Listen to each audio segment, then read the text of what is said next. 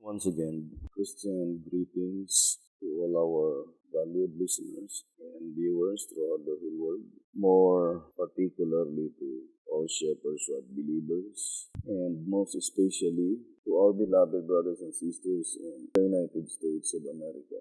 Special greetings to our brethren in Colorado, in Fiji Island, Mexico, Spain, Africa, United Kingdom, and also to our brethren in Australia and to the rest of the 144,000 living saints scattered abroad. May the good Lord bless you and have a wonderful evening. This is our episode number 29, the subject, the opening of the seventh seal. I would like to begin our study in 1SR, page 32. To get the proper understanding of the third angel's message, we shall divide it into three periods. Number one, beginning of the proclamation of the true Sabbath, Revelation 14, verse 6 to 11. Second, reformation and sealing of the 144,000. Revelation 7, verse 1 to 8. And third, the loud cry, Revelation 18, verse 1. The truth of the sealing, 144,000, being made known, it is evident that we are in the second period. If we had not known the commencement of the third angel's message in its beginning, we would have no message. Therefore, we must know the time of the last two periods, when they came, being of no lesser importance. But I would like to focus our attention to the last period, the third period, the loud cry of Revelation 18, verse 1. And the shepherd's rod plainly told us that we need or we must know the time of the last two periods. But at this time, let us focus our attention to the last period, period number 3, the loud cry of Revelation 18, verse 1. Now, the shepherd's rod declared clearly in the Old Symbolic Code, 2 Symbolic Code, number 10, page 4. It says, 2 Symbolic Code, number 10, on page 4. The light with which the earth is to be lightened is, of course, understood to be a spiritual light, the Word of God. Moreover, it is also understood that the church is to diffuse this great light to the ends of the earth, for in no other way will God reveal the truth to sinful men, and the Gentiles see your righteousness, and all kings their glory. Isaiah 62 verse 2. Consequently, the church from 1844 to the close of provision is divided into two sections, before the loud cry and in the time of the loud cry, the latter of which will, by comparison, be far superior to the former in spirituality. In fact, there is no comparison between the two. Hence, those who cannot tell in which one of these stages the church now is must be in great darkness. So, the voice of inspiration says that the church from 1844 to the close of provision is divided into two sections. The church before the loud cry and the church in the time of the loud cry. And since in the subject, the 5 distinct calls, the parable in Matthew 20, accordingly, the church in 1844 is the 9th hour church. Then obviously, there will be no other church in the time of the loud cry except the 11th hour church. Now, reading again in tract number 8, page 47, page 48. Why David at time? Inevitably, because he is the only one who perfectly fits the antitype, the leadership in the time of the loud cry of the third angel's message. This being so, then it necessarily follows that Saul, the first king who reigned over Israel and who was largely responsible for the earlier experience of David's life, is a type of the church leadership in the period preceding the loud cry, the leadership which was raised up in 1844, and for the sole purpose of gathering the 144,000, the first fruits of the kingdom. In its case, type perfectly matches the antitype. Tract number 8, pages 47 and page 48. So, in that reading is plainly declared that the church before the loud cry is represented by antitypical Saul, whereas the church in the time of the loud cry is represented by antitypical David. Now, reading again the statement in the Old Symbolic Code. Old Symbolic Code. It says here in 9 Symbolic Code, number 1 to 12, page 3. 9 Symbolic Code, number 1 to 12, page 3. It says, but later, to the Laodicean leadership, represented by the angel, he makes an even more drastic decree and unconditional, unequivocal, sharp, and final statement that he will spew them out, thus bringing the Laodicean church government to an abrupt and cataclysmic climax. At this very time, then, the church is to undergo a thorough house cleaning, a change of administration and organization, even as anciently the kingdom was rent from Saul and given to David. 1 Samuel 15, verse 28. And this example from the history of Israel becomes even more impressive when one compares the circumstances surrounding the 7 churches with the selection of David, the 8th son of Jesse, who was completely left out of consideration until his 7 brothers had been tested one by one. 9 Symbolic Code 1 to 12, page 3. So, that is very plain, brothers and sisters. That accordingly, God did not choose David historically, not until the succession of his 7 brothers had one by one passed in review. And herein, answerer number 1, page 33, saying, and just as David, the 8th son of Jesse, was not chosen until the succession of his 7 brothers had one by one passed in review, so the house of David, Zechariah 12 verse 8, Testimonies, volume 5, page 81. The church freed from the tails, the 8th church in the New Testament succession, was not to come into being until the succession of 7 had passed one by one. Answerer number 1, page 33. So here the shepherd's rod called it the house of David. So, by which the house of David accordingly will not come into being until the succession of his 7 antitypical brothers pass one by one.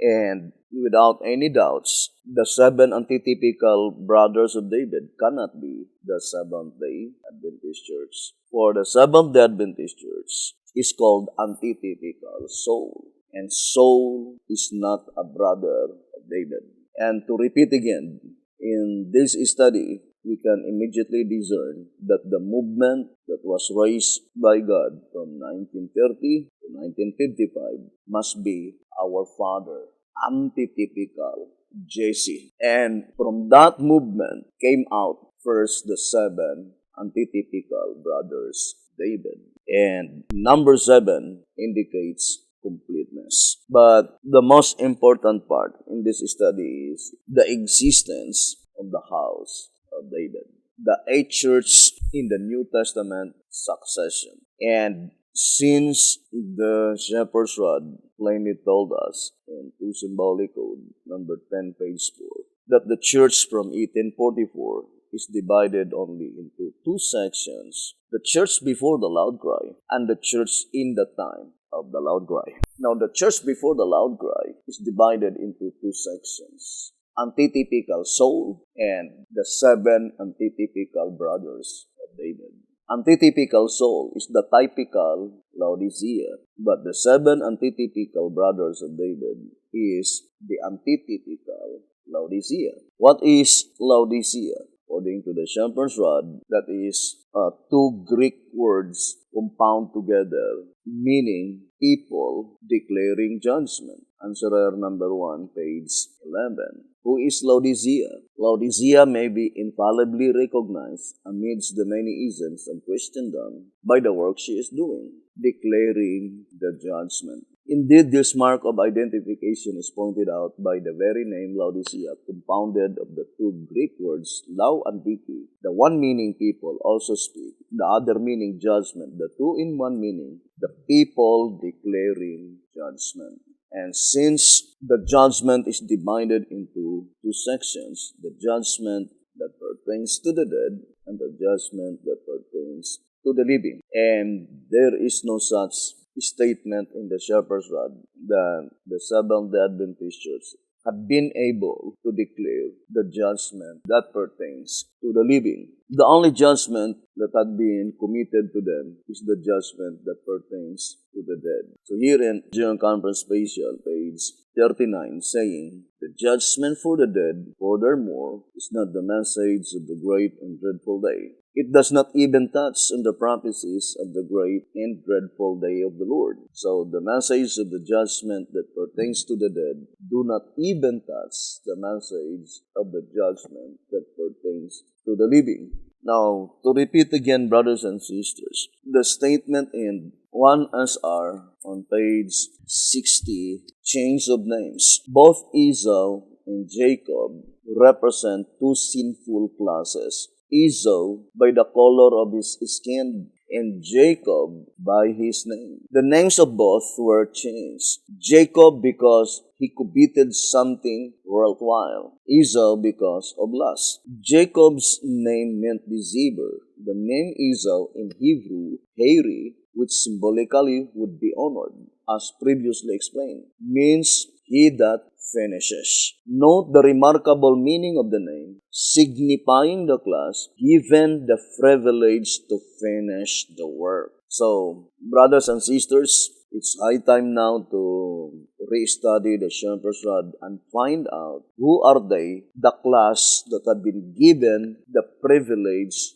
to finish the work. Is it the Seventh-day Adventist leadership that had been given the privilege to finish the work? Now, first in 2TG number 15, page 6, it says, after the disappointment, they were commanded to prophesy again, that is, again to proclaim the cleansing of the sanctuary. This work they were to do among many peoples, nations, tongues, and kings, obviously not to all. Thus it was that the first Advent movement was reorganized and renamed Seventh-day Adventist. The Seventh-day Adventist organization, therefore, will not finish the work.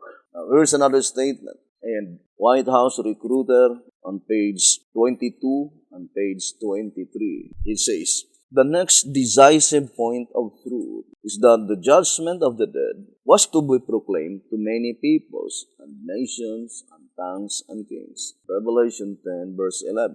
Mark the word many. It never means all and never means every. Since this verse of Scripture foretells the expansion of the nth-hour group and message, it will highly repay each one carefully to examine what Revelation 10 verse 11 says on the subject. You dare not add to the word nor subtract from it. Then compare it with the scriptures to follow, foretelling the expansion of the 11th hour group and message. You will have the whole truth in reference to the finishing of the work. Now that the time has finally come for the Lord to recruit His 11th hour servants, this priceless parable is unfolded. And for the first time, it is plainly seen that whereas the judgment of the dead was to be proclaimed to many nations and people, the judgment of the living is to be proclaimed to all nations and to every people on earth. Here is what inspiration itself says. Then I saw another angel fly in the midst of heaven, having the everlasting gospel to preach unto them that dwell on the earth, and to every nation, and kindred, and tongue, and people, saying with a loud voice, Fear God, and give glory to Him. For the hour of His judgment is come, and worship Him that made heaven and earth, and the sea, and the fountains of waters. Revelation 14, verse 6 and verse 7. White House Recruiter, page 22 and page 23. So here the Shepherd's Rod is making a total comparison between the 9th hour group and the 11th hour group.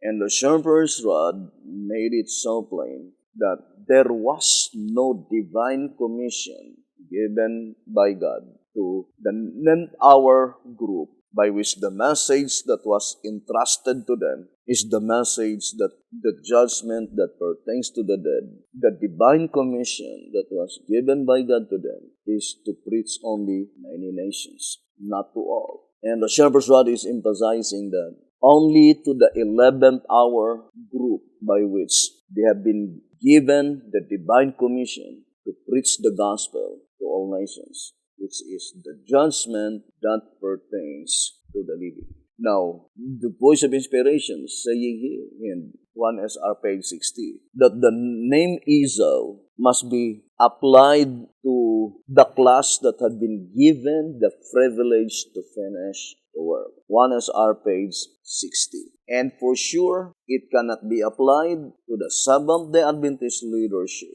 but it must be applied only to the antitypical Laodicea, the people declaring the judgment that pertains to the living. According to White House Recruiter, pages 22, page 23.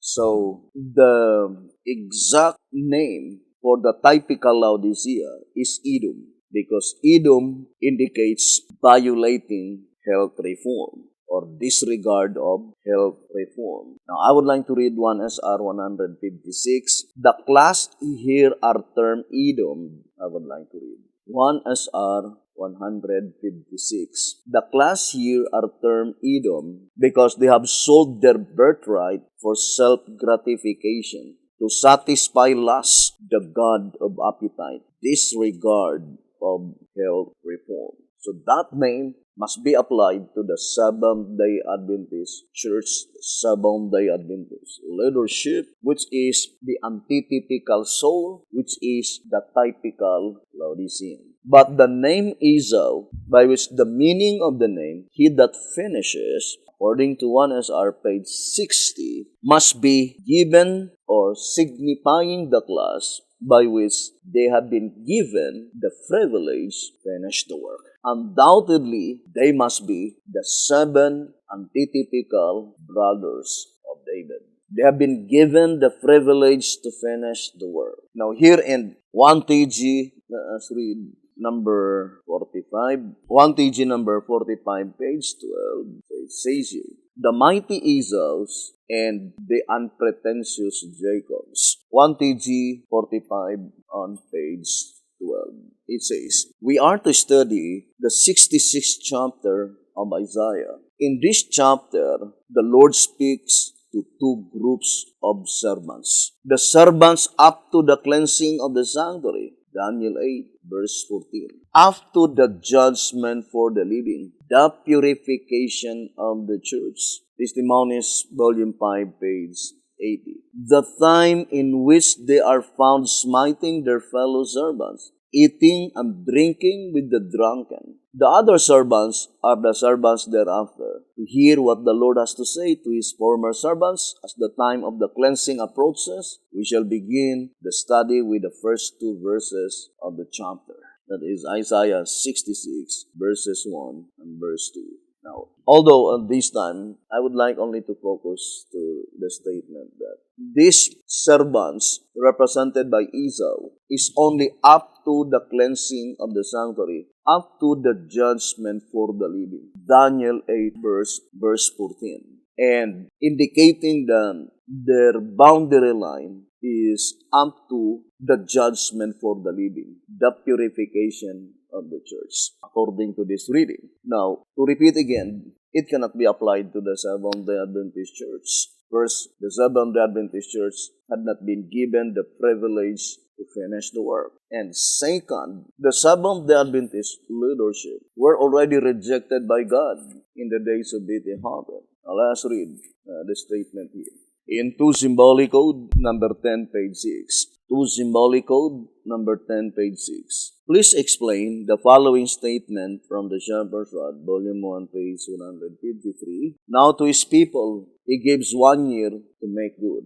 The foregoing statement simply means that God limited to the leaders of the Seventh-day Adventist denomination 1 year in which to accept the selling message and to carry it to the church through the instrumentality of the old organization, and that if they still continued after the expiration of this limited period of grace to reject the message, he would spew them out of his mouth. Reject them as his servants, that now, since this limited period of grace has expired, though they are demoted, if they should accept the message and desire to carry it to the laity, they must humble themselves by working in his appointed way, under messengers of his own choosing. Testimonies to Ministers, page 106, Gospel Workers, page 304.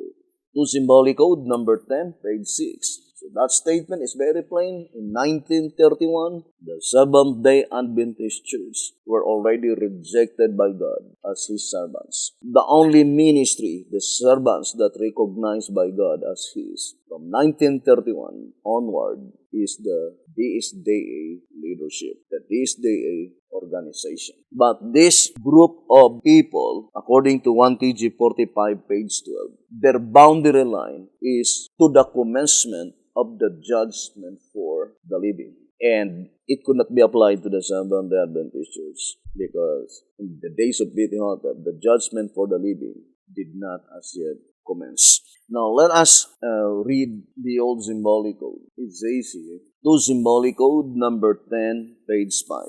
To symbolic code number 10, page 5. It says, the above references do not only plainly show that the loud cry of the third angel's message is yet future, but they also show that before it begins, there is to be a reformation among God's people, and that at that time, clad in the armor of Christ's righteousness, the church is to enter upon her final conflict, fair as the moon, clear as the sun, and terrible as an army with banners. She is to go forth into all the world, conquering and to conquer. Prophets and Kings, page 725. Now, here the shepherd's rod plainly declared, to symbolic code number 10, page 5, saying that the loud cry of the third angel's message is yet future. Now, let us read again the statement in White House Recruiter on page 39. It says here, all who have perused these pages to this point have surely become aware of the fact that even this very restricted representation of the additional message, that of the judgment of the living, gives in itself tremendous power and force to the three angels' messages. Early Writings, page 271. But in what way is it to give absolute power and force to them? First, by bringing to light the heretofore unrevealed aspects of the judgment, and then subsequently by freeing God's people from both sin and sinners, thereby bringing into existence the long-looked-for purified church that looketh forth as the morning, fair as the moon, clear as the sun, terrible as an army with banners. Song of Solomon, chapter 6, verse 10. Prophets and Kings, page 725.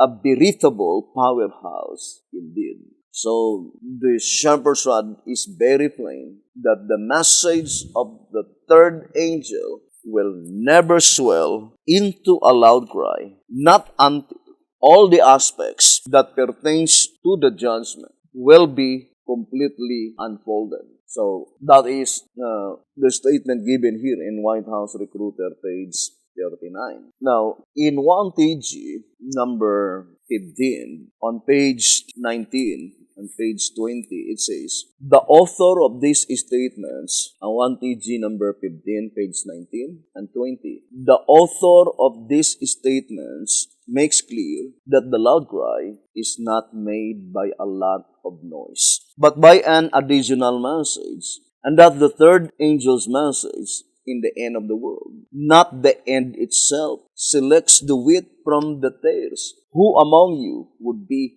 foolish enough to close his eyes and ears to the testimony of the prophets, and at last in consternation cry out, the harvest is past, the summer is ended, we are not saved. Jeremiah 8, verse 20. Now, this reading in 1TG number 15, page 19 and page 20, the loud cry of the third angel's message, no, it is not made by a lot of noise, but it is an additional message. And that additional message is pointing to the complete unfoldment concerning the judgment in all aspects. Or in White House Recruiter, page 39, saying, by bringing to light the heretofore all unrevealed aspects that pertains to the judgment. Brothers and sisters, in White House Recruiter, page 39. And we read several times in White House Recruiter, page 34, saying, with the completed judgment message during the 11th hour. So, the judgment message will be completed in the period of the 11th hour. So, that is very plain, brothers and sisters. Now, thus the judgment message had been completed in the days of Jehoshaphat. Now, if the judgment message had been completed in the days of Jehoshaphat, supposed to be in his lifetime, the message of the third angel must be swelled into a loud cry. And brothers and sisters, to repeat again, the statement given by the shepherd's rod can never be mistaken. The 11th hour message is the shortest. I would like to read again in 2SR 229. It says, the 11th hour call is the last on record, and only an hour before sunset, millennium. The time for its deliverance to the world is shorter than any universal message ever given. Though the time is the shortest, its area over the earth's surface is more extensive than any. Its speedy delivery is of the highest importance, for by it shall the world be judged. Now, to repeat again, according to the shepherd's rod, among the 5 distinct calls, the 11th hour call is the shortest. And the word shortest is an adjective. Adjective has 3 degrees of comparisons. The first degree is positive degree. What is the positive degree? Short. The second degree is comparative degree. Shorter. But the word shortest is superlative degree. Now, since the shepherd's rod declared clearly that in the 5 distinct calls, the 11th hour call is the shortest, then we already explained that the first call is the Jewish church, then Apostolic church, then we have the Millerites movement and the Seventh-day Adventist church. Among the first 4 calls, it is the Millerites movement, which is the shortest. Beginning from the call of William Miller to the time when the movement ended in October 22, 1844, there are 26 years from 1818 to 1844, or 26 or more than 26 years, or 26 years and 2 months or 3 months. And since the 11th hour call is the shortest, therefore, the 11th hour message and the 11th hour movement, brothers and sisters, must be shorter than the Millerites movement. We already read, brothers and sisters, that the 11th hour call or the 11th hour message, that is the antitypical house of David. Antitypical house of David. Now, so we need not to study closely, brothers and sisters, the antitypical house of David, by which the shepherd's rod is very plain that the 11th hour call is the shortest. And to repeat again, that is one way to recognize the 11th hour call. Because if the movement you belong is already more than 26 years, for sure it cannot be the 11th hour movement from the time it did exist, because the shepherd's rod already told us that such movement is the shortest. Now, since we already read in Answerer number 1, page 33, saying, and just as David, the 8th son of Jesse, was not chosen until the succession of his 7 brothers had one by one passed in review. And I would like to emphasize the word chosen, meaning it was chosen by God, such movement, to be the depositories of His present truth. The final outpouring of present truth. And God will not choose such movement, not until the succession of His 7 brothers had one by one passed. According to Answerer number 1, page 33, it says, "So the house of David, the church freed from the tares, the 8th church in the New Testament succession, was not to come into being until the succession of 7 had passed one by one."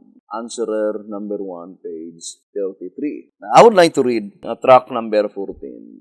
On track number 14, page 32, it says here, track number 14, on page 32. "The high points of this confederacy, some of which are still unfulfilled, fall into sequence thusly." So, these events are still unfulfilled, according to the Shepherd's Rod. Track number 14, page 32. "The overthrow of both ancient Israel and Syria by ancient Assyria as a divine judgment, especially upon Israel, for confederating against her own brethren, the kingdom of Judah." Isaiah 7, verse 2-9. It says, "Second, the birth of a man-child, Emmanuel, to a virgin, for a sign to the house of David." Isaiah 7, verse 13 and verse 14. So here the voice of inspiration says that the things or the projected event but by which still unfulfilled is the birth of a man-child,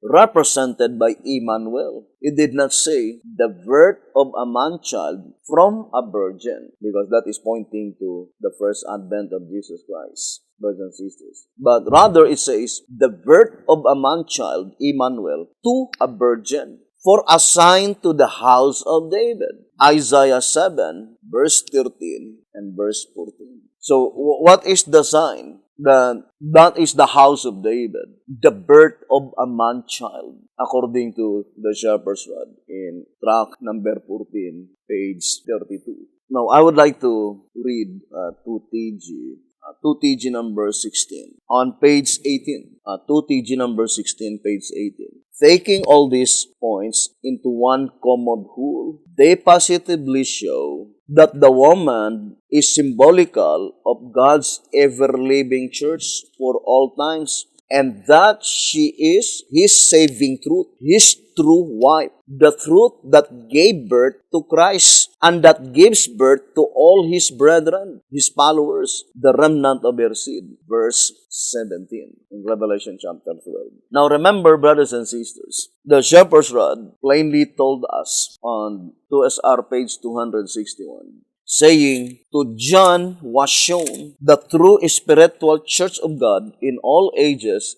in a symbol of a woman." 2SR 261. It says, "To John was shown the true spiritual church of God in all ages in a symbol of a woman." We explained several times that written words can be misconstrued, but symbols cannot. 2SR 288. Written words can be misconstrued, but symbols cannot, thus making it possible for both learned and unlearned to immediately distinguish the difference between truth and error. So you want to be, if you want to be very victorious and to be very certain that you can defeat the enemy of inspiration, dwell on symbols, and more particularly to the symbolization of the woman, to ascertain clearly the true church of God, accordingly in all ages, more particularly in the last age, the last generation of men. Brothers and sisters, it is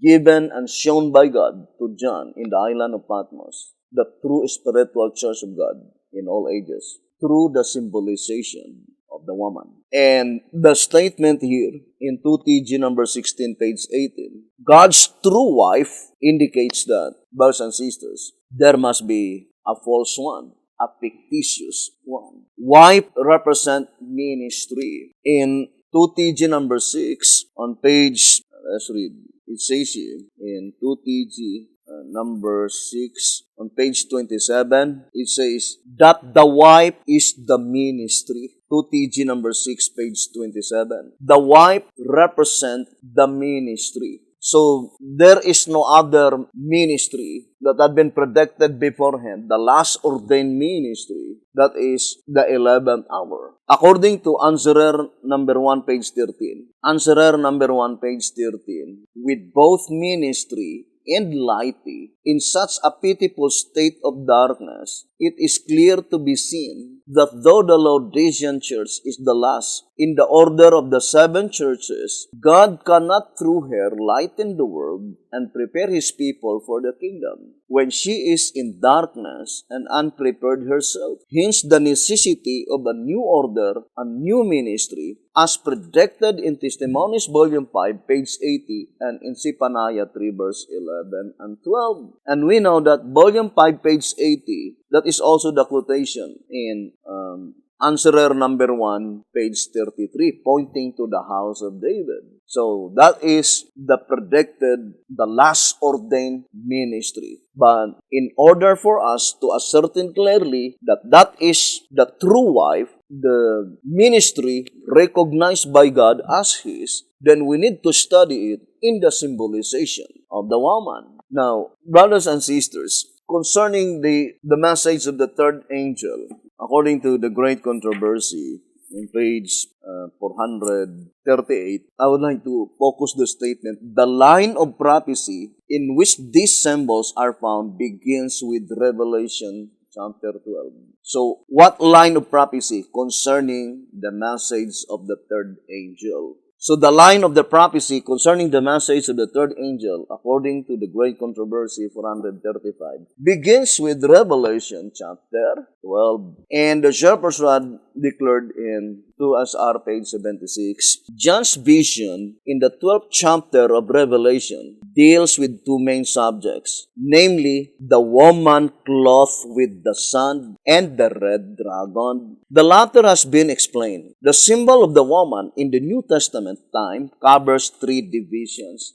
First, the apostolic period. Second, her absence from civilization and in the wilderness for 1,260 days, years of papal persecution, verses 6 and 14. And third, the last period of the church while in conflict with the dragon. Now, the statement says the last period of the woman is while the woman is in conflict with the dragon. Now, let us now study closely, brothers and sisters, concerning the symbolization of the woman. Now, brothers and sisters, this is very important. Does the woman in conflict with the dragon is clothed with the sun? Or does the woman which is clothed with the sun, such description is applied only to the apostolic church? Now, brothers and sisters, if we will study closely, the main subject of the woman in reality is the birth of the man-child. And we already read in tract number 14 on page 32 that the birth of the man-child is still unfulfilled. And the quotation is Isaiah 7 verse 13 and 14. Tract number 14, page 32. So the birth of a man-child, according to this reading, was still unfulfilled. Now, here in Answerer number 2, the Shepherd's Rod declared clearly the woman, Answerer number 2, page 45, it says, quoting Revelation 12, verse 13 to verse 17. It is very important, brothers and sisters, to study closely Revelation chapter 12. Now, I would like to read Answerer number 2, page 45. Nearly all Christians agree that the only tenable interpretation of the woman here mentioned is that she symbolizes the church. And the fact that she gave birth to the man-child, Christ shows that she is therefore symbolical of the church in at least the Christian dispensation. Now, this woman cannot be the Jewish church because in the first advent of Jesus Christ, the man-child was born before the commencement of the Christian dispensation. But this woman that will give birth the man-child, which is Jesus Christ, must be symbolical of the church in at least the Christian dispensation. Now, you can read the Bible, brothers and sisters, and you yourself can immediately discern here in verse 13, Revelation 12. And when the dragon saw that he was cast unto the earth, he persecuted the woman which brought forth the man-child. Who is she, the woman that had been persecuted by the dragon? It is the woman that brought forth the man-child. Is that verse been fulfilled on the first advent of Jesus Christ? Who brought forth Jesus Christ? Page 72 in 2SR. Thus it was the Jewish church that brought forth the Son of God and not the Christian or not the Apostolic church. Therefore she, the Jewish church, being with child, cried, travailing in birth and pain to be delivered. That is, the promise was made to Israel that the Messiah was to be born through the nation by that particular church woman. 2SR, page 72. Who brought forth Jesus Christ? The Jewish church. But the question, does the Jewish church have been persecuted by the dragon? No, because even before Jesus Christ was born, the Jewish nation were already represented by the 7 heads of the red dragon. According to SR on page 69, right? It says, the dragon with his 7 heads and 10 horns, with the crowns on the heads, appeared at the birth of Christ as previously explained, and occupies the period parallel with the nondescript beast. And I would like to read the portion. It was the Jewish church that had apostatized, and that is what made the biblical number 7 heads. And the Shepherd's Rod declared clearly in track number 12, the Christian church had been persecuted by the dragon through the instrumentality of the Jewish church. Track number 12, page 43. It says, to begin with, we see from this scripture that the woman left her vineyard, homeland, Palestine, and went into the Gentile world after her child was born. That is, in her Christian period, when the dragon persecuted her through the instrumentality of the Jews. But the church that had been persecuted by the dragon, which is the apostolic church, it is not the woman who brought forth the man-child. Therefore, the description in Revelation 12 verse 13 is still unfulfilled, as proclaimed by the Shepherd's Rod in track number 14, page 32. Now, brothers and sisters, since the voice of inspiration is plainly telling us that the only way that you could recognize the true church of God is through the symbolization of the woman. And the true wife, recognized by Jesus Christ as His wife, according to 2TG number 16. Let us read again. On page 18, it says, and that she is His saving truth, His true wife. So, being the true wife indicates clearly that that ministry is recognized by Jesus Christ as His ministry. Brothers and sisters, that is very plain in this reading in 2TG number 16 on page 18. And it says, the truth that gave birth to Christ. What does it mean? What does it mean by saying the truth that gave birth to Christ and that gives birth to all His brethren, His followers, the remnant of her seed? Verse 17.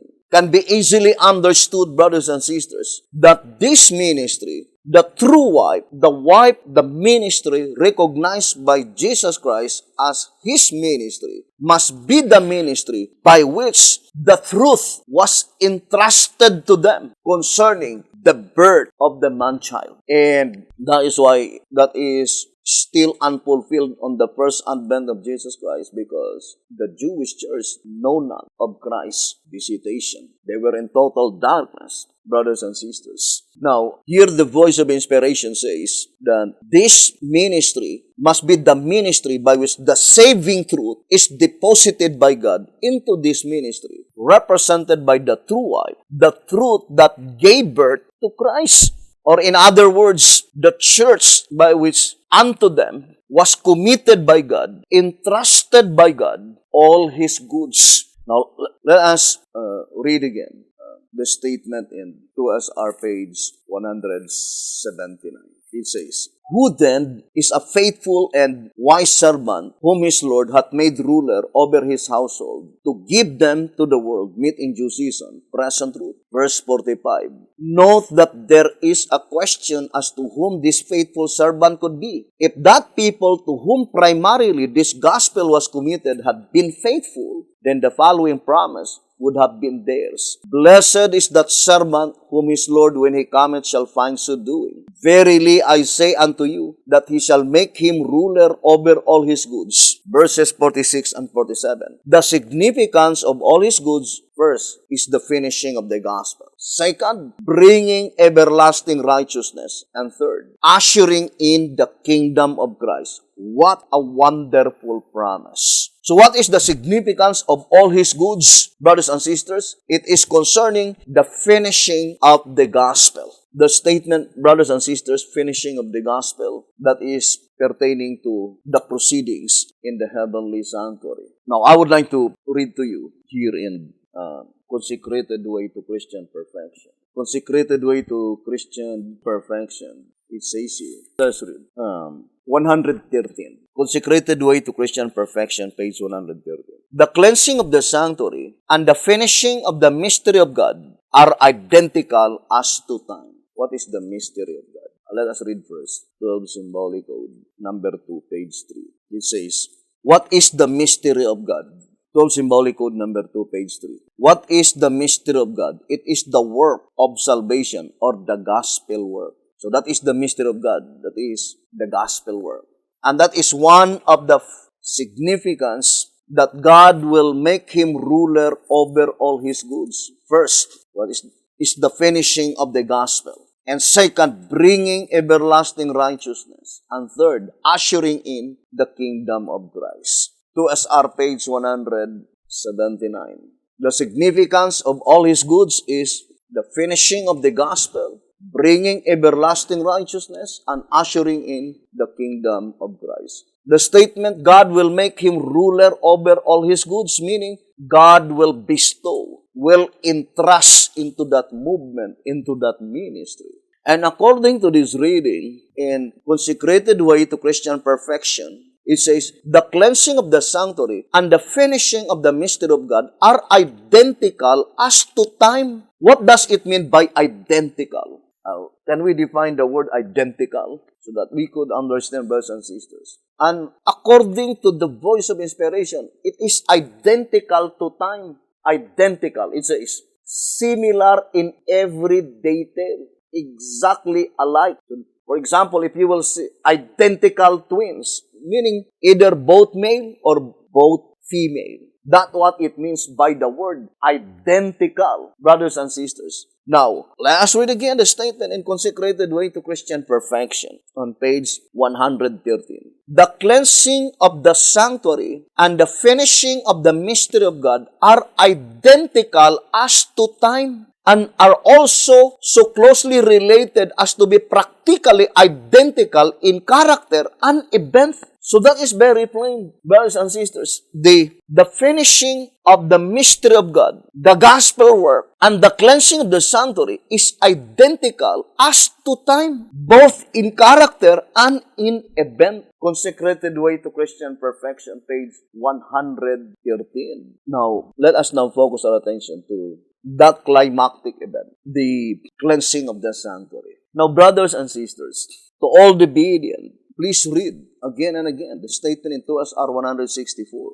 It says here, but when our high priest shall begin the atonement for the living, we know the word atonement meaning removal. Both apartments, there must be an atonement, as stated in Leviticus 16, as explained by the Great Controversy, right? So, let us read again the statement. The Great Controversy, page 400, it says here, in the Great Controversy, on where here the voice of inspiration says that God commanded that both apartments, there must be an atonement. And the quotation is Leviticus 16. It says, God commanded, 419 in the Great Controversy, God commanded that an atonement be made for each of the sacred apartments, Leviticus 16, verse 16 and 19. God commanded that there must be an atonement, both apartments, holy place and most holy place. The atonement in the holy place is blotting out of names, removal of the names of the wicked.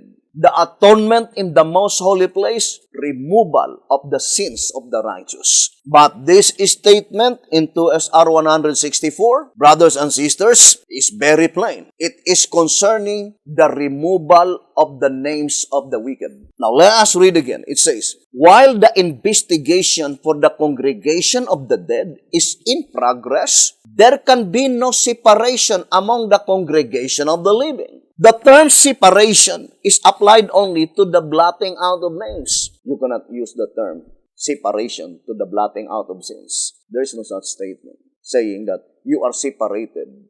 Blotting out of sins is a work of separation. The term separation is applied only to the blotting out of names. And the shepherds had made it so plain that there would be no blotting out of names. There would be no separation among the congregation of the living, while the blotting out of names that pertains to the dead are still unfinished. While it is still in progress, not yet completely ended, there would be no blotting out of names. Therefore, the voice of inspiration is plainly telling, brothers and sisters, that when the work of the investigative judgment that pertains to the dead, all the names of the wicked are completely blotted out, then proceed the atonement that pertains to the congregation of the living. And it can be easily understood, brothers and sisters. Now, I would like to give you an example. For example, in this Day of Atonement, October 10, this is the last Day of Atonement, blotting out of names under the dead. Therefore, October 11 up to the next Day of Atonement, this is what it means, 1 year to make good.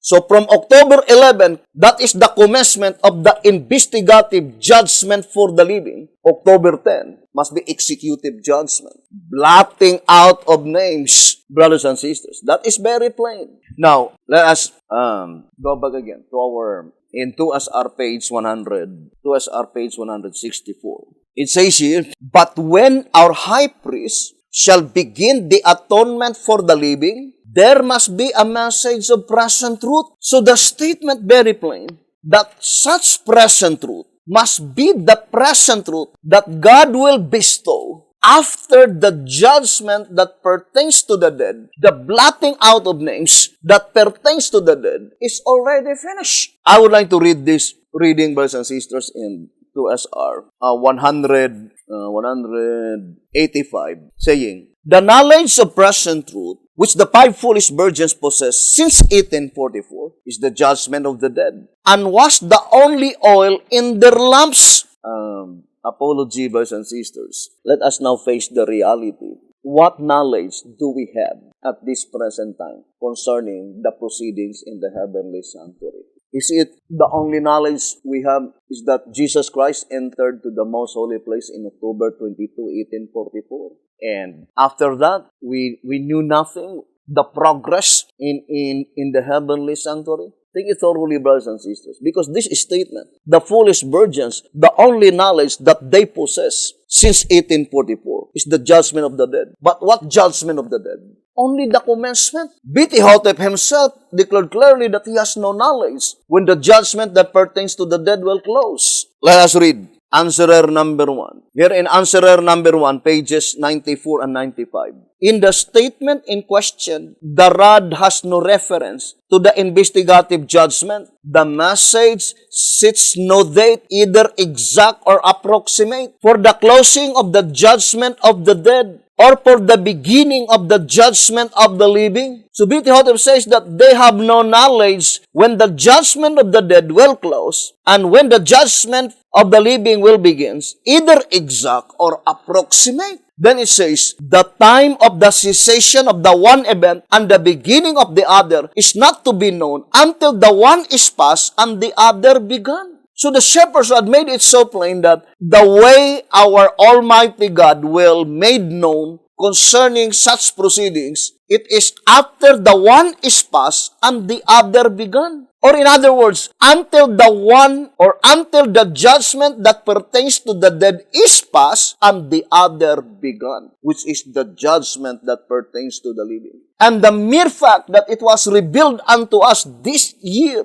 2020, for sure, 100%, the judgment, the blotting out of names that pertains to the dead is past, and the judgment for the living is now begun. And we are admonished, according to the voice of inspiration in 2SR 219. It says here, while the judgment for the living is in progress, every sin must be confessed and put away. He who would neglect this great privilege will find himself involved in everlasting ruin, cut off from among his people. Ignoring this most vital subject would not profit us in the least. 2SR 219. While the judgment for the living is in progress, brothers and sisters, we read several times in 2TG number 12, page 29. Saying here in 2TG number 12, page 29, let us read again. It says, John truly penned it as a prophecy. But when it actually takes place, then God's agency on earth, that is God's agency on earth, the spirit of prophecy in the church is to proclaim that the event has actually taken place. It is the spirit of prophecy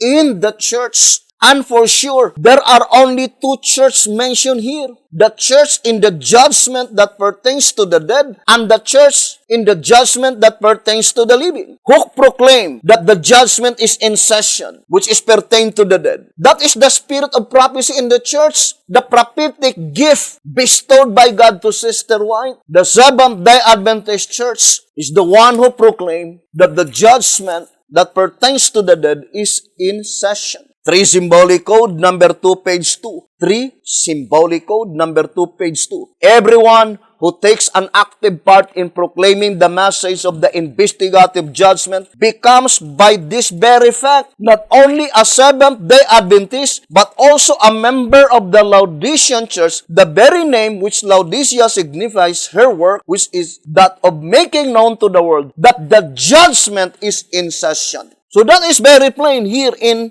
2TG 1229 and page 30. And then it says, since the records of both the dead and the living must be reviewed by the judicial tribunal, the first angel's message, Revelation 14 verse 6, must be proclaimed in both periods, in the period of the judgment of the dead and by a loud cry in the period of the judgment of the living. Loud cry. Who will proclaim it? The spirit of prophecy in the church. In the judgment that pertains to the living, it is a loud cry proclamation. That is the house of David. Brothers and sisters, I would like to read again the statement in 2SR 164, saying, but when our high priest shall begin the atonement for the living, there must be a message of present truth. Brothers and sisters, all the saints of God are sealed with present truth in all ages, and whatever that present truth is, that is the seal.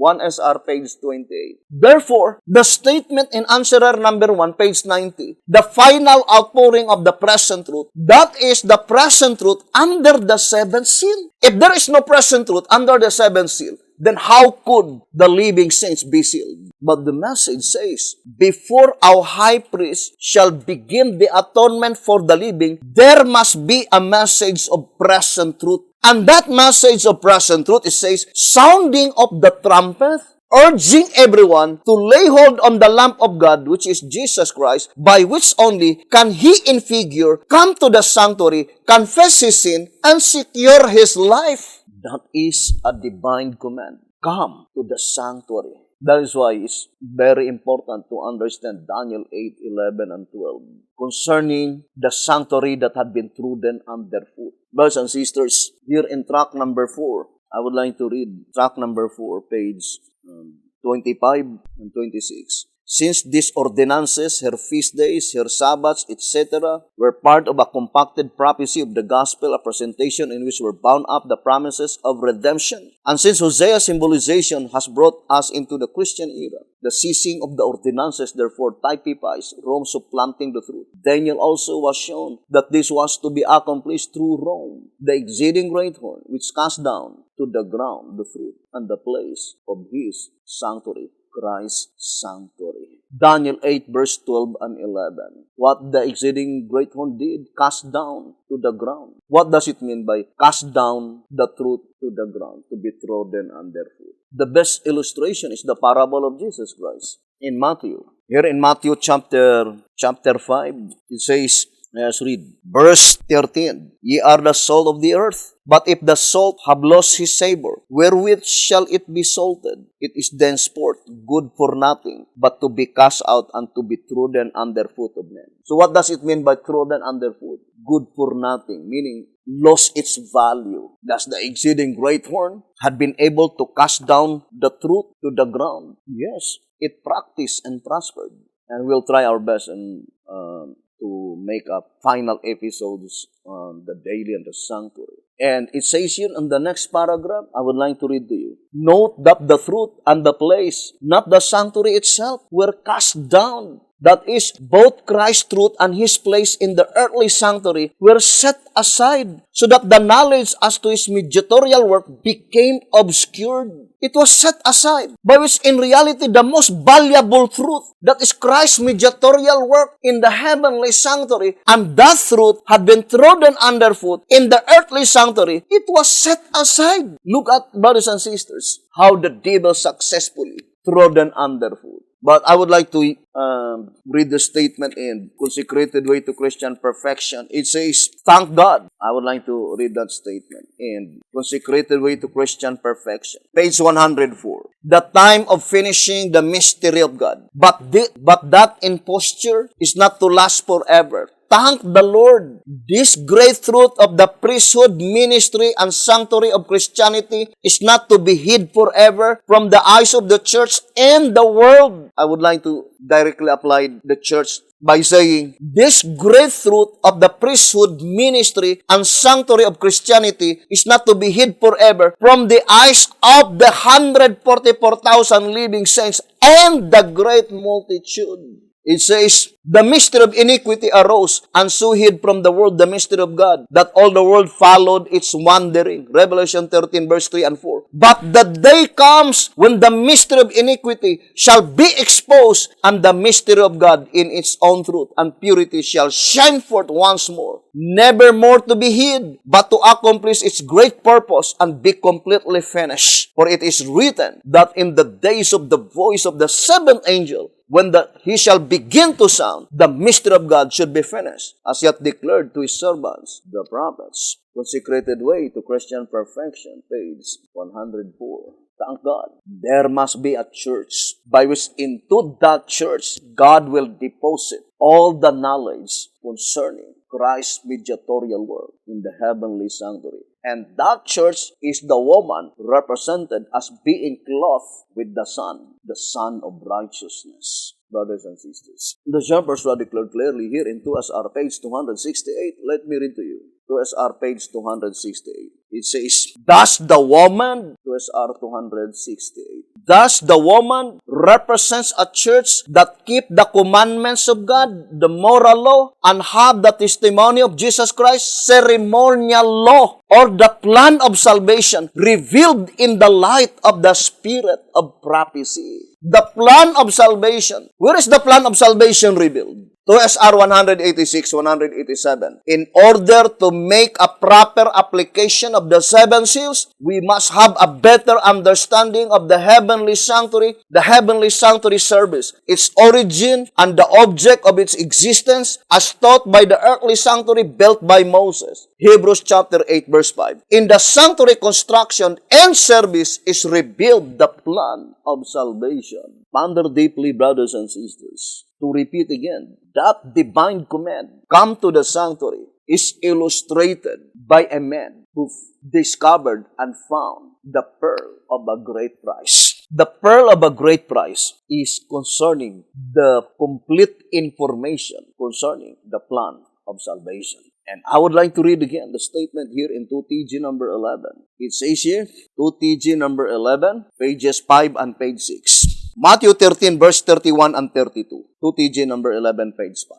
That is concerning the mustard seed. Mustard seed, being the smallest of all seeds, this parable shows that that which is to start the kingdom will be very insignificant, contrary to all human expectation. Nevertheless, like the mustard plant becomes the biggest of all herbs, so the kingdom shall grow and become the greatest of all kingdoms. This being contrary to all human planning, it is but natural that those who are like Nicodemus and continue to be ashamed, to be identified with something that is unpopular, hated, and insignificant, will as a result be left out of the kingdom. We read several times the statement in track number 3, page 54. Let's go back again to track number 3, page 54. Saying, the seed sower, the seed, the field, the season of cultivation and growing, and the season of harvest must together be perfectly calculated to illustrate the spiritual kingdom. Otherwise, the representation can only lead into error instead of into truth. Track number 3, page 54. Who is he, the seed sower? Jesus Christ. What is the seed? That is the mustard seed. What is the field? The church. I would like to read Christ's object lesson. Christ's object lesson on page 70. The field, Christ said, is the world. But we must understand this as signifying the church of Christ in the world. Christ's object lesson, page 70. The field, that is the church recognized by Jesus Christ as his. And in that church, Jesus Christ planted the mustard seed. And when Jesus Christ planted the mustard seed, that is the beginning of the establishment of Christ's kingdom. And those who will feel ashamed to be a part of that field, like Nicodemus, it says, let us read again in 2TG number 11, page 6.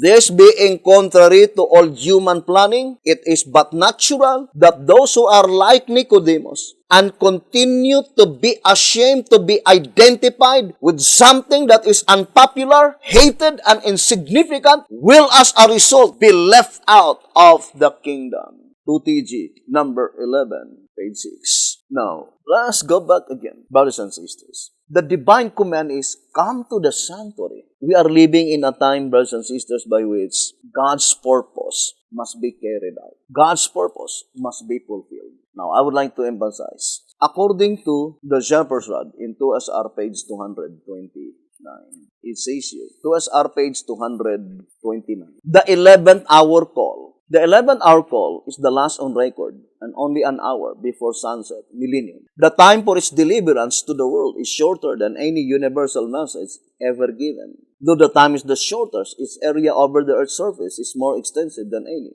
Its speedy delivery is of the highest importance, for by it shall the world be judged. God's servant shall have no time or desire for the chaos of this world, for there is a city prepared for them whose builder and maker is God. As we have just enough time to get ready for translation, we must not let the enemy steal our precious moments. Because the work is so broad, its expansion so vast, and its importance so great, God has inspired modern giants to invent and build speedy equipment to quickly finish His work. And it is pointing to the technology that we have today. That is the appointed medium chosen by God to finish the work, the gospel work. There's another statement in White House Recruiter, page 36. It says here, because time and the gospel are at their climactic hour, and the work is consequently of transcendent scope, expansion, and importance, yet of exceeding short duration, God has inspired men to invent and build time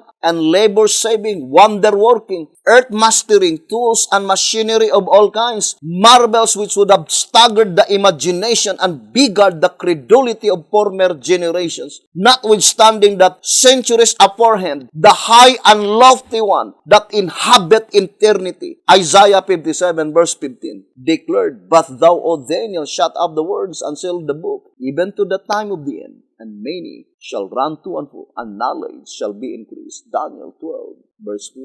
White House Recruiter, page 36. The third angel's message, according to Journal Conference Special, page 39, is directly applied in the period of the judgment for the living. Therefore, the particular object in view of that description, the three angels' messages flying in the midst of heaven, is pointing to the technology that we have today through internet. There is no comparison with the technology in the days of B.T. Hotep. B.T. Hotep died in 1955. And try to look at the speedy equipment, how they transmit their message from one place to another. It is by sending pamphlets as the leaves of autumn. But it will take time, days, sometimes months. But the only one who could read that reading material are those people in the address of that package that had been sent. Unlike with the internet, everywhere in the world could be able to listen to the message. And this is the fulfillment, brothers and sisters. The third angel's message is now proclaiming, swelling into a loud cry, first to the 144,000 living saints. Here in track number 1, let's read on page 20, it says, since the purification or the sealing came at the commencement of the loud cry. So the sealing of the 144,000 came at the commencement of the loud cry. As we have already seen, the 144,000 are therefore the first fruits, the first to be sealed. Now let us read again the statement in 2SR page 220. 2SR page 220.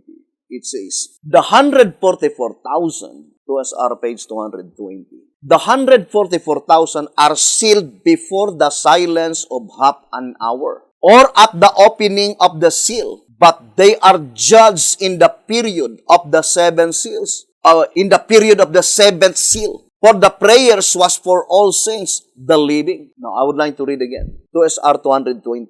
The 144,000 are sealed before the silence of half an hour, or at the opening of the seal, but they are judged in the period of the 7th seal. For the prayer was for all saints, the living. What judgment mentioned here? The answer is found in the next paragraph. Now, I would like to read. It says, for the judgment, 2SR 220, for the judgment blotting out the sins is the crowning act in the gospel of Christ. Thus we conclude that when the seal is opened and the judgment for the living begins, we must know it. The Day of Atonement in its type proves the same, for the Israelites were well informed of the event, their duty, and the consequence. Now, I will give you one of the infallible proof.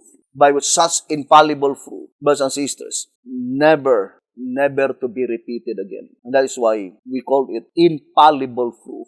Let me read to you the 1888 message. Let's read the statement. It says here, or written in the days of William Miller, it says, I am inclined to believe that those who watch for the day and hour will understand both before they arrive. Paul says, Hebrew chapter 10 verse 25, exhorting one another, and so much the more as ye see the day approaching, which seems to imply that it may be seen before it actually arrives. Our Lord says, Revelation 3 verse 3, if therefore thou shalt not watch, I will come on you as a thief, and thou shalt not know what hour I will come upon thee. Which implies that if we will watch, we shall know what hour. It appears to me probable that the blowing of trumpets in the 7th month, in the first day of the month, Leviticus 23 verse 24, is to be understood as a type of something that is to occur on that day, which will be a signal to those who are watching to show them that the 7th month has commenced. It may be the literal sounding of the 7th trumpet. If not that, something that God's people who are watching will understand and then know for certainty when the 10th day is.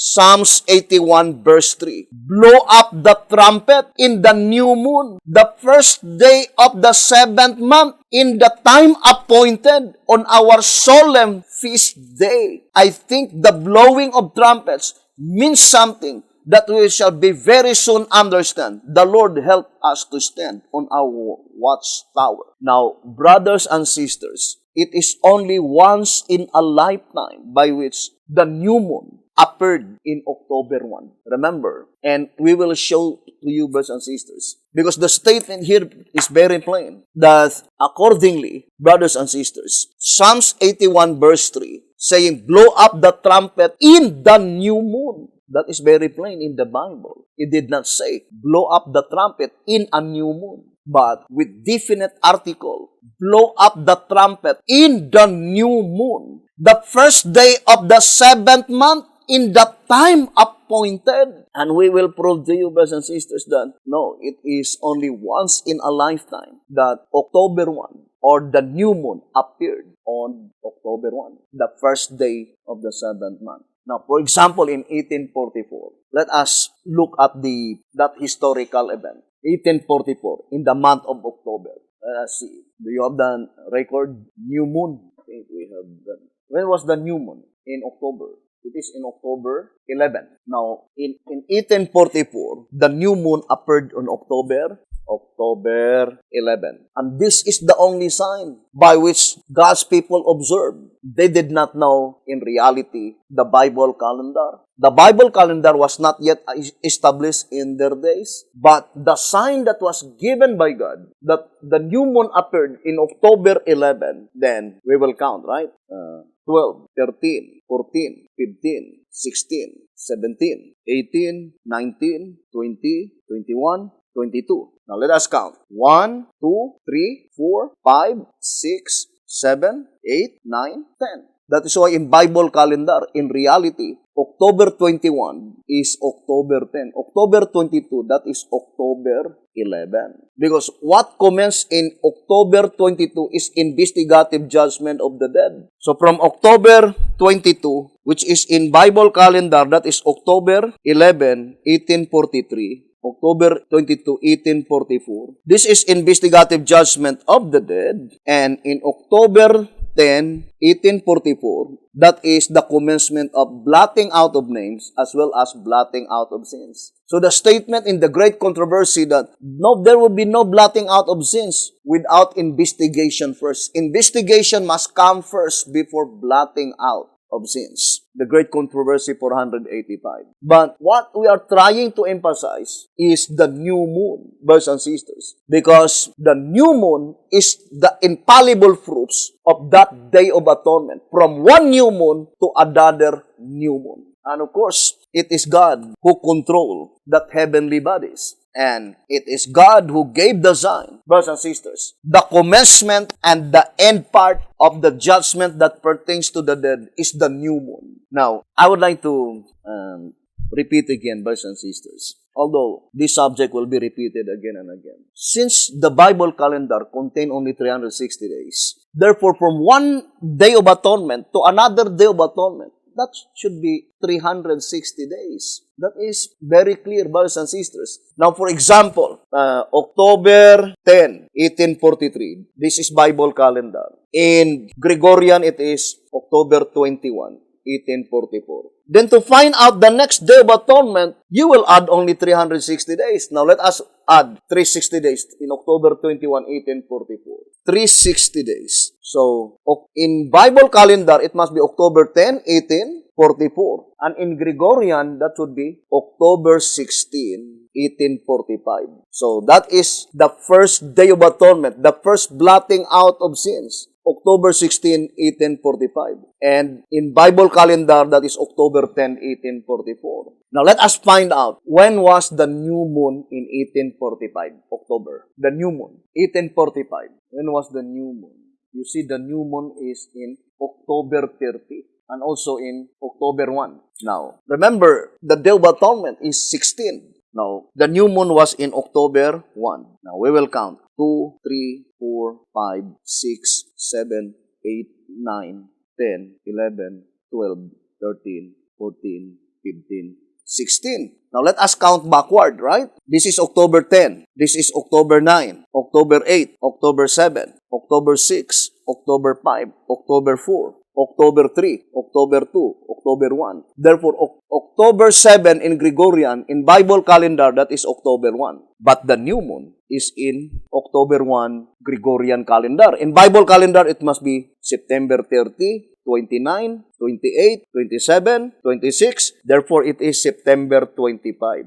And as far as the history is thus concerned, brothers and sisters, it was only in 2020, brothers and sisters, 2020. Now, let us look at in 2020 on the month of April. I think beginning on March 2020, we will show to you. New moon in 2020, I think in the month of March. So, when was the new moon in 2020? March 24, right? March 24. So, that is the new moon. Now, look at brothers and sisters. March 24. March 24. New moon, right? Then, we'll count 25, 26, 27, 28, 29, 30, 31, then 1, then 2. Now, so let us try to find out, brothers and sisters. Now, here, new moon. This is new moon. 1, 2, 3, 4, 5, 6, 7, 8, 9, 10. Now, let us now try to find out. That is April 2. April 2, 2020. Now, let us count now the days from October 22, 1844 to April 2, 2020. How many days? October 22, 1844 to April 2, 2020. 63,160 days. 63,160. So from October 22, 1844 to April 2, 2020, that is exactly 64,080 days. Exactly 178 years because if you will divide 64,080 days divided 360 equals 178 years. So by counting through Bible calendar 360 days every year, we can rest assured that April 2, 2020 is the Day of Atonement. And within that 178 years, never been happened that October 1 is the new moon. Only in 1844 and in 2020. Why? Because that is the absolute sign given by God, the infallible proof that the cleansing of the sanctuary, the sign is the new moon, and concerning the blotting out of names that pertains to the dead. Therefore, the end part, when that cleansing of the sanctuary, blotting out of names that pertains to the dead, must also be the new moon, according to the spirit of prophecy. It is God who will control, brothers and sisters, the appearance of the new moon. And from 2020 onward, you will count thousands of years before it will repeat again. It will never be repeated again, brothers and sisters. We will show to you in our next episode, brothers and sisters, that it's very rare and very impossible that the new moon appeared on October 1. Because God is the one who gave that sign. The sign that is the commencement of the blotting out of names and the close of the blotting out of names under the judgment that pertains to the dead, the appearance of the new moon. We will continue that subject, brothers and sisters, hoping the good Lord will bless us. Thank you very much and have a wonderful evening.